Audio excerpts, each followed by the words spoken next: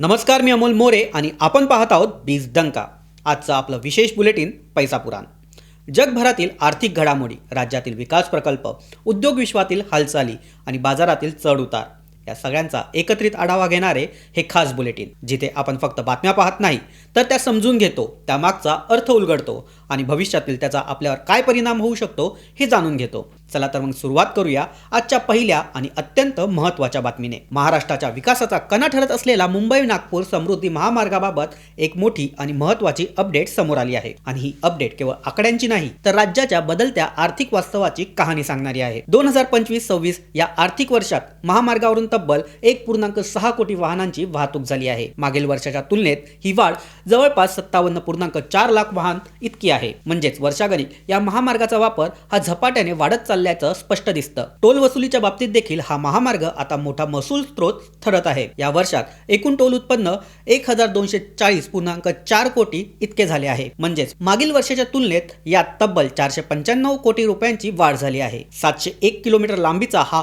हिंदू हृदय सम्राट बाळासाहेब ठाकरे महाराष्ट्र समृद्धी महामार्ग हा केवळ एक एक्सप्रेसवे नसून महाराष्ट्राच्या आर्थिक नकाशाला नव्याने आकार देणारा प्रकल्प आहे. मुंबई ते नागपूर हा प्रवास जो पूर्वी 15 ते 16 तासांचा होता तो आता केवळ 8 तासात पूर्ण होऊ शकतो. यामुळे केवळ प्रवासाचा वेळ कमी झाला नाही तर इंधन खर्च, लॉजिस्टिक खर्च आणि मानवी श्रम यामध्ये देखील मोठी बचत होत आहे.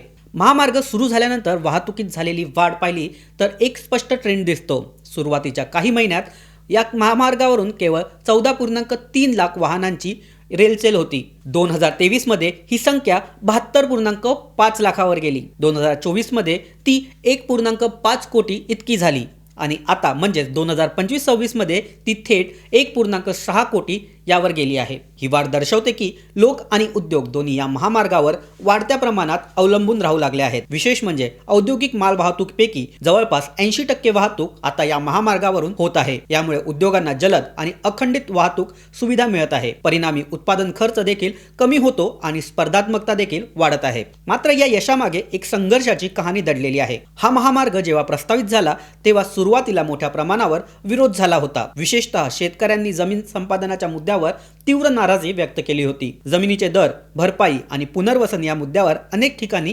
आंदोलनं झाली होती. विरोधकांनी देखील आपली पोळी भाजण्याचा प्रयत्न केला होता. काही ठिकाणी प्रकल्पाला विलंबही झाला. मात्र सरकार आणि प्रशासनाने संवाद, सुधारित भरपाई आणि विविध सवलतीच्या माध्यमातून हा विरोध हळूहळू कमी केला.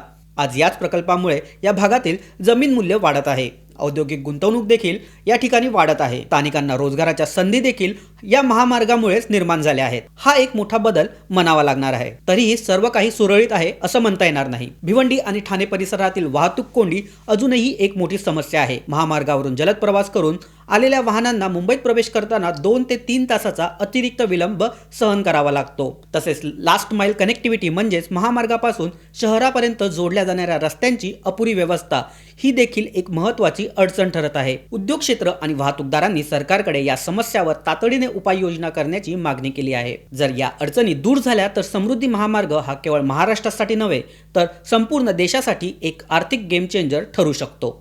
आता आपण वळूया दुसऱ्या आणि महत्त्वाच्या बातमीकडे. समृद्धी महामार्गासारख्या मोठ्या प्रकल्पामुळे राज्याचा विकास वेगाने होत असताना दुसऱ्या बाजूला काही घटनांमुळे उद्योग विश्वात चिंतेचे वातावरण निर्माण झाले आहे. नाशिकमधील TCS कंपनीमध्ये घडलेले कॉर्पोरेट जिहाद प्रकरण आता केवळ सामाजिक मुद्दा राहिलेला नाही तर त्याचे आर्थिक परिणाम देखील स्पष्टपणे दिसू लागले आहेत. नाशिकमधील TCS कंपनीमधील लैंगिक छळ प्रकरणामुळे संपूर्ण उद्योग क्षेत्रात खळबळ उडाली आहे. या घटनेनंतर कंपनीने तातडीने कर्मचाऱ्यांना वर्क फ्रॉम होम करण्याचे निर्देश दिले आहेत. वर्क फ्रॉम होम हा पर्याय काम सुरू ठेवण्यासाठी उपयुक्त ठरला तरी त्याचा परिणाम उत्पादकतेवरती होण्याची शक्यता नाकारता येत नाही. विशेषतः BPO क्षेत्रात वेळेवर सेवा देणे अत्यंत महत्त्वाचे असते. कार्यालयीन वातावरणात टीमवर्क, समन्वय आणि संवाद सहज होतो. मात्र घरून काम करताना या गोष्टींमध्ये काही प्रमाणात अडथळे निर्माण होतात. यामुळे या प्रकल्पाच्या वेळापत्रकावर देखील परिणाम होऊ शकतो. याशिवाय कंपनीच्या ब्रँड प्रतिमेला देखील धक्का बसण्याची शक्यता आहे. आंतरराष्ट्रीय ग्राहकांचा विश्वास टिकवून ठेवणे हे IT कंपन्यांसाठी अत्यंत महत्त्वाचे आहे. अशा घटनांमुळे हा विश्वास कमी होण्याचा धोका निर्माण होतो. कायदेशीर प्रक्रियेमुळे कंपनीचा खर्च देखील वाढू शकतो. तपास, अंतर्गत चौकशी आणि न्यायालयीन प्रक्रिया यासाठी मोठ्या प्रमाणावर संसाधने खर्च करावी लागतात. स्थानिक पातळीवर देखील याचे परिणाम दिसू शकतात. नाशिकमधील IT क्षेत्रात रोजगार निर्मितीत या कंपनीची मोठी भूमिका आहे. मात्र अशा घटनांमुळे भविष्यातील गुंतवणूक कमी होण्याची शक्यता व्यक्त केली जात आहे. दुसरीकडे या प्रकरणामुळे कंपन्यांमध्ये सुरक्षा आणि धोरणांबाबत अधिक जागरूकता वाढेल. महिला सुरक्षिततेसाठी अधिक कडक उपाययोजना केल्या जाऊ शकतात. दीर्घकालीन दृष्टीने हे सकारात्मक ठरू शकते, मात्र अल्पकालीन काळात कंपन्यांना आर्थिक ताण हा सहन करावा लागू शकतो. आता पुढे जाऊया जागतिक घडामोडीकडे. कारण भारताची अर्थव्यवस्था केवळ देशांतर्गत घटनांवर अवलंबून नसून जागतिक राजकारण आणि ऊर्जा बाजारातील बदलांचा देखील त्यावर मोठा प्रभाव हा पडत असतो. अमेरिकेने रशिया आणि इराणकडून तेल खरेदीसाठी दिलेली सवलत पुढे न वाढवण्याचा निर्णय घेतला आहे. यामुळे जागतिक ऊर्जा बाजारात पुन्हा एकदा अनिश्चितता निर्माण झाली आहे. या सवलतीमुळे देशांना स्वस्त दरात तेल खरेदी करण्याची संधी मिळाली होती. भारताने देखील या संधीचा मोठ्या प्रमाणात फायदा घेतला. रशियन तेल स्वस्त दरात आयात करून भारताने इंधन दरावर नियंत्रण ठेवले आणि महागाई कमी ठेवण्यास मदत केली. मात्र आता परिस्थिती बदलू शकते. स्वस्त तेलाचा पुरवठा कमी झाल्यास भारताला अधिक दरात तेल खरेदी करावी लागू शकते. याचा थेट परिणाम पेट्रोल आणि डिझेल यांच्या किमतीवर होऊ शकतो. तसेच आयात खर्च वाढल्याने अर्थव्यवस्थेवर ताण येऊ शकतो. तथापि भारताने ऊर्जा सुरक्षिततेसाठी विविध देशांशी संबंध मजबूत केले आहेत. पर्यायी ऊर्जा स्रोतावर देखील भर दिला जात आहे. म्हणूनच तातडीचा धोका टाळण्यासाठीची शक्यता कमी आहे. मात्र पुढील काळात परिस्थिती कशी बदलते यावर बारकाईने लक्ष ठेवणे आवश्यक आहे. आता पाहूया मौल्यवान धातूच्या बाजारात काय घडत आहे. कारण सोनं आणि चांदी हे केवळ गुंतवणुकीचे पर्याय नसून ते जागतिक आर्थिक स्थितीचे देखील संकेत देतात. अमेरिका इराण तणावाच्या पार्श्वभूमीवर सोनं आणि चांदी यांच्या दरात घसरण झाली आहे. सोन्याचे दर हे सुमारे 1,51,547 प्रति 10 ग्रॅम इतके खाली आले आहे. तर चांदीचे दर हे 2,38,362 रुपये प्रति किलोपर्यंत घसरले आहेत. आंतरराष्ट्रीय बाजारात देखील सोन्याची किंमत घसरून $4,694 प्रति अंश इतकी आली आहे. या घसरणीमागे प्रमुख कारण म्हणजे अमेरिकन डॉलरची मजबूती. डॉलर मजबूत झाल्यास सोन्याची मागणी ही कमी होते. तसेच तेलाच्या किमती वाढल्याने महागाईची भीती वाढते आणि गुंतवणूकदार सोन्यापासून काही प्रमाणात दूर राहणे पसंत करतात. सामान्यतः तणावाच्या काळात सोनं वाढतं, पण यावेळी उलट परिस्थिती दिसली. मात्र दीर्घकालीन दृष्टीने सोनं अजूनही सुरक्षित गुंतवणूक मानली जात आहे. 16 एप्रिल 2026 रोजी भारतीय शेअर बाजारात अक्षरशः रोलर कोस्टर चढ उतार पाहायला मिळाले. दिवसाची सुरुवात अत्यंत सकारात्मक झाली होती, पण बाजाराने शेवटी निराशा केली आणि हाच आजच्या ट्रेडिंगचा सर्वात मोठा धडा ठरला. सकाळच्या सत्रात बाजारात जोरदार तेजी दिसून आली. BSE सेन्सेक्स जवळपास 500 ते 600 अंकांनी वधारला, तर निफ्टी 50ने देखील 24,350चा टप्पा पार केला. या तेजीमागे काही महत्त्वाचे घटक होते. सर्वात पहिलं म्हणजे अमेरिका इराण तणाव काही प्रमाणात कमी होण्याची शक्यता व्यक्त करण्यात आली होती. यामुळे जागतिक बाजारात सकारात्मक संकेत मिळाले. दुसरे म्हणजे कच्च्या तेलाच्या किमतीत काहीशी स्थिरता दिसू लागली आहे. भारतासारख्या आयातदार देशासाठी हे अत्यंत महत्त्वाचे आहे. तिसरा आणि महत्त्वाचा मुद्दा म्हणजे परदेशी संस्थात्मक गुंतवणूकदारांचा वाढता ओघ. गेल्या काही दिवसांपासून परदेशी गुंतवणूकदारांनी भारतीय बाजारात पुन्हा गुंतवणूक सुरू केल्याचे दिसून येत आहे. यामुळे बाजाराला बळ मिळत आहे. सोबतच रुपयाला देखील सध्या मजबूती दिसली. यामुळे गुंतवणूकदारांचा आत्मविश्वास आणखी वाढला. मात्र दुपारनंतर बाजाराचे चित्र अचानक बदलले. ज्या वेगाने बाजार वर गेला होता त्याच वेगाने तो खाली आला. सेन्सेक्सने दिवसातील उच्चांकावरून तब्बल 1,000 अंकाची घसरण नोंदवली आणि शेवटी तो 300 ते 400 अंकांनी खाली आला. निफ्टी 50ने देखील 24,200च्या खाली आला. ही घसरण का झाली?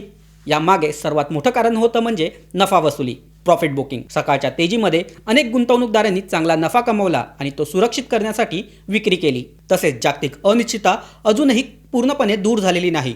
अमेरिका इराण संबंध, तेलाच्या किमती, व्याजदर यासारख्या घटकांवर अजूनही मोठे प्रश्नचिन्ह आहे. सेक्टरनिहाय पाहिले तर बँकिंग क्षेत्रात सर्वाधिक दबाव दिसला.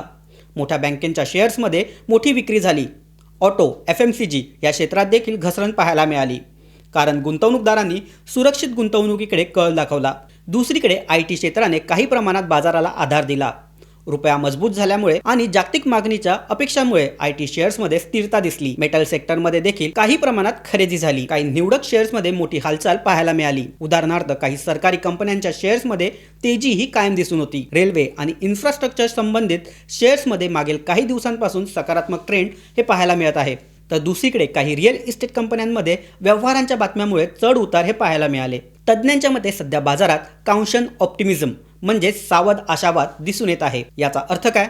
तर गुंतवणूकदार पूर्णपणे नकारात्मक नाही, पण ते आंधळेपणाने गुंतवणूक करत नाही. प्रत्येक बातमी, प्रत्येक जागतिक घडामोड आणि प्रत्येक आर्थिक संकेत यावर बारकाईने लक्ष ठेवून आहेत. आगामी काळात काही महत्त्वाचे घटक बाजाराची दिशा ठरवतील. जागतिक कच्च्या तेलाच्या किमती, अमेरिका इराण संबंध, अमेरिकेतील व्याजदर निर्णय आणि भारतातील कॉर्पोरेट निकाल जर या घटकांमध्ये सकारात्मकता दिसली तर बाजार पुन्हा तेजीच्या मार्गावर जाऊ शकतो. मात्र अनिश्चितता कायम राहिली तर बाजारात अशीच अस्थिरता पुढेही पाहायला मिळू शकते. एकंदरीत आजचा दिवस गुंतवणूकदारांसाठी एक स्पष्ट संदेश देऊन गेला. बाजारात संधी आहे पण त्याचसोबत धोके देखील आहेत आणि म्हणूनच संयम, माहिती आणि योग्य निर्णय हेच यशाचे खरे सूत्र आहे. एकूणच पाहता महाराष्ट्राचा वेगाने होणारा विकास, उद्योग क्षेत्रातील आव्हाने, जागतिक ऊर्जा बाजारातील बदल, मौल्यवान धातूंचे चढ उतार आणि शेअर बाजारातील अस्थिरता या सगळ्यांचा एकत्रित परिणाम अर्थक्षेत्रावर होताना दिसत आहे. आजचं हे विशेष बुलेटिन तुम्हाला कसं वाटलं हे आम्हाला नक्की कळवा. व्हिडिओला लाईक करा, मित्रांसोबत शेअर करा आणि बीज डंका चॅनलला सबस्क्राईब करायला विसरू नका. आणि अशा सखोल आणि महत्त्वाच्या अपडेट्ससह आम्ही तुम्हाला पुन्हा भेटू. तोपर्यंत नमस्कार, धन्यवाद.